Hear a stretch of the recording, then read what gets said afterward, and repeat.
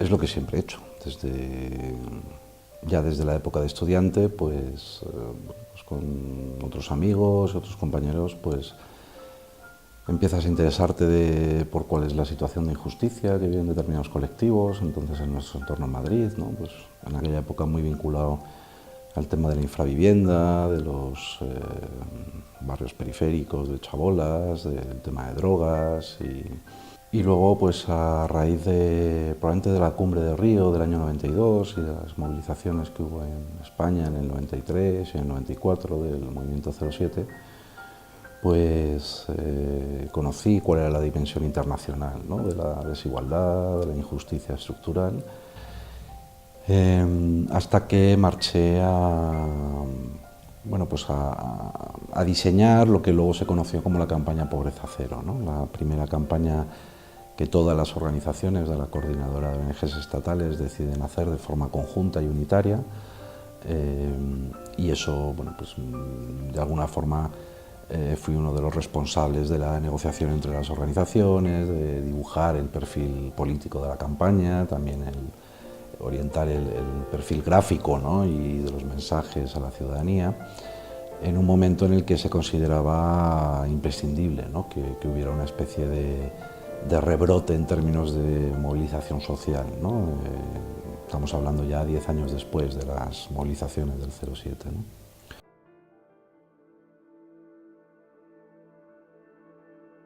Recabé en la plataforma 2015, donde estoy actualmente, que bueno, es una plataforma de ONGs que se dedican fundamentalmente al seguimiento de las políticas de cooperación, al análisis y el estudio sobre esas políticas, tanto en el ámbito nacional, cómo funciona la cooperación en España o en los países de nuestro entorno, como el seguimiento de la agenda internacional, ¿no? De desarrollo, cómo se van definiendo pues en aquel caso los objetivos del milenio y ahora las discusiones sobre la nueva agenda, ¿no? Que después del año 2015 va a sustituir a esa.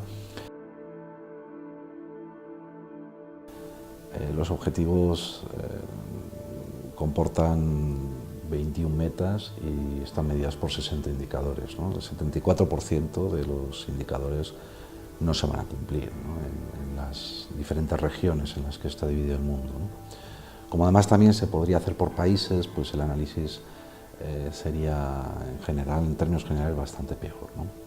La situación de África es desesperante, ¿no? En términos generales, tanto en términos de la región del África subsahariana, ¿no? Que comprenda ese grupo de países, esa región de Naciones Unidas o del Banco Mundial, pues en los mejores casos tenemos países que no cumplirán el objetivo de reducir la pobreza a la mitad, el porcentaje de pobreza a la mitad hasta dentro de 150 o 200 años si seguimos proyectando las tendencias, y tenemos países donde la situación es más grave que hace 20 años, ¿no? En medida los objetivos del milenio han servido como una agenda para que las políticas internacionales, para que los países avancen, ¿no? En materia de justicia internacional, en materia de paz, de desarrollo, etcétera, ¿no?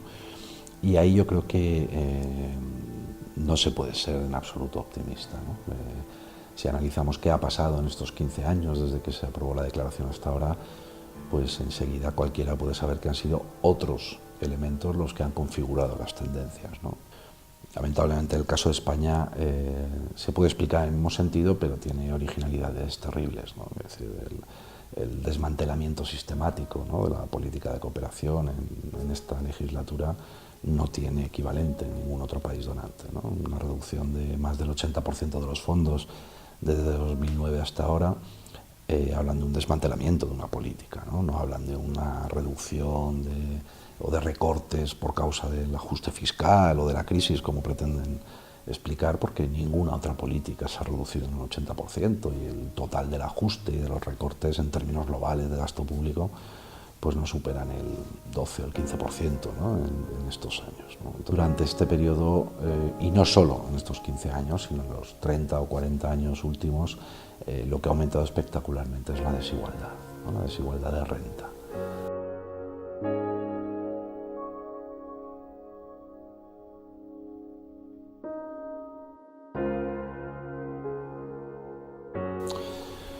Bueno, desde el principio en la idea de las organizaciones, ¿no? Que fundan la plataforma hay dos intuiciones muy claras, ¿no? La primera es que los problemas a los que hacen referencia los objetivos del milenio en particular, pero cualquier otro tipo de declaración, ¿no?, que hable de desarrollo internacional, los problemas a los que se refieren son problemas esencialmente políticos, ¿no? Es decir, son problemas de distribución, ¿no?, de poder, de distribución de ese poder que da o no da acceso a determinadas poblaciones, etcétera, a determinados recursos y demás, ¿no? Y por lo tanto también las soluciones tienen que ser eminentemente políticas, ¿no?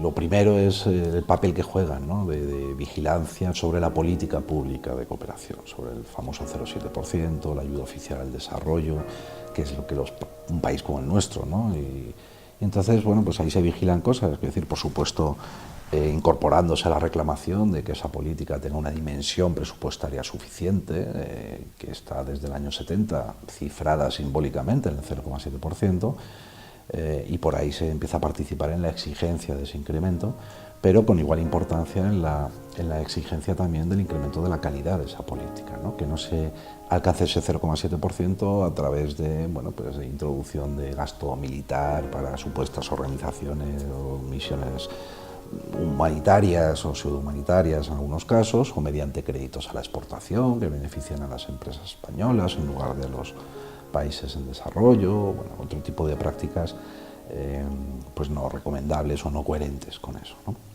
El desarrollo no puede ser una tarea a la que nos dediquemos en tiempos de bonanza, en tiempos en los que nos sobre dinero, o en tiempos de campaña electoral en los que queramos demostrar que nuestro gobierno, nuestro país es muy solidario, sino que necesitamos todos, países del sur y países del norte, adecuarnos a un modelo de desarrollo pues, que sea sostenible, que esté basado en derechos, que sea equitativo, en fin, que no hipoteque las posibilidades de vida de las generaciones futuras por cuestiones ambientales. Y el abordaje de eso se tiene que hacer desde todas las políticas, ¿no? Normalmente organizamos la vida colectiva a través de políticas públicas, y el objetivo del desarrollo en el que nos metemos del concepto de coherencia de política es conseguir que todas las políticas sean coherentes con los principios de ese desarrollo, ¿no? Todo este trabajo, que es un programa de investigación amplio, ¿no?, que la plataforma de alguna forma ha liderado, ¿no?, pero en colaboración con investigadores, con centros universitarios, con algunas organizaciones internacionales, desde luego, pues esperemos que durante este año cristalice, ¿no?, en una herramienta muy concreta que queremos proporcionar, que se está terminando de elaborar, que es un índice de coherencia de políticas para el desarrollo, ¿no? Se trata de ofrecer a responsables políticos, pero a ciudadanos de a pie también. Se trata de ofrecerles un ranking de países en función de si son más o menos coherentes con esta visión de las políticas públicas orientadas al desarrollo, ¿no?, de la incorporación de los principios del desarrollo en las políticas públicas, ¿no? Y desde luego va a ser un ranking muy distinto, ¿no? De eso es lo que estamos acostumbrados, en los que más arriba están los que tienen mayor renta per cápita, y abajo los que menos renta per cápita tienen, ¿no? Yo he visto cambiar muchas cosas en el poquito tiempo que llevo trabajando en esto, ¿no? Yo he visto cómo hace solo 10 o 15 años hablar en el ámbito internacional de la gestión de la deuda externa por criterios de desarrollo, es decir, que había países que no podían ofrecer escuelas a sus niños o atención sanitaria a sus enfermos porque tenían que pagar un 15, 20 o un 30% de su presupuesto público en servicio de la deuda externa. Y desde las campañas por la deuda de finales de los 90 éramos nada más que las organizaciones sociales las que decíamos de ninguna manera, es decir, que esperen los acreedores, lo primero es lo primero no puede ser devolver la deuda, lo primero tiene que ser garantizar que la gente tiene condiciones dignas para vivir, y después esa gente, con lo que produzca, con lo que desarrolle, con lo que sea capaz de dar de sí, devolverá esa deuda, ¿no? Bueno, pues si a mí me dicen que eso está en la agenda internacional ahora mismo, no solo para países con esos problemas, sino para países del entorno europeo, ¿no?, donde la famosa auditoría de la deuda, o el análisis de si la deuda es legítima o es ilegítima, la condonación de deuda o la conversión de deuda por criterio de desarrollo, que son algunas prácticas que se han realizado en la última década, eran cosas que hace 15 o 20 años nos recibían en los ministerios tratándonos de cualquier cosa menos de tener buenas ideas. Lo mismo con el impuesto a las transacciones financieras, ¿no? Y no me voy tan lejos, cuando La Plataforma 2015, justo con organizaciones sindicales y otras organizaciones ciudadanas, montaron la campaña por el impuesto a las transacciones financieras hace nada más que 5 o 6 años. Ninguno de los que estábamos ahí nos podíamos ni imaginar que actualmente en la Unión Europea hubiera ya 2 propuestas sobre la mesa distintas para tratar de meter impuestos a la libre circulación de capitales. Bueno, yo soy de los que celebran, ¿no?, que haya una creciente corriente de politización de la ciudadanía, ¿no? Yo creo que los avances interesantes en la historia de la humanidad han venido por creciente conciencia y politización de la ciudadanía, ¿no? Ahora estamos bastante acostumbrados ya, ¿no?, a que las mujeres sean sujetos de derechos humanos, ¿no?, de derechos civiles y políticos, pero de eso apenas hace 120 años en el mejor de los casos, ¿no? Esa cierta horizontalidad que se ha abaratado y se ha facilitado por efecto de las tecnologías, se han generado corrientes de movilización que no son espontáneas, ¿eh? Es decir, yo siempre creo que hay que darle mucho valor a la organización de ese trabajo, ¿no?, a la organización política en el sentido más original de la palabra, ¿no?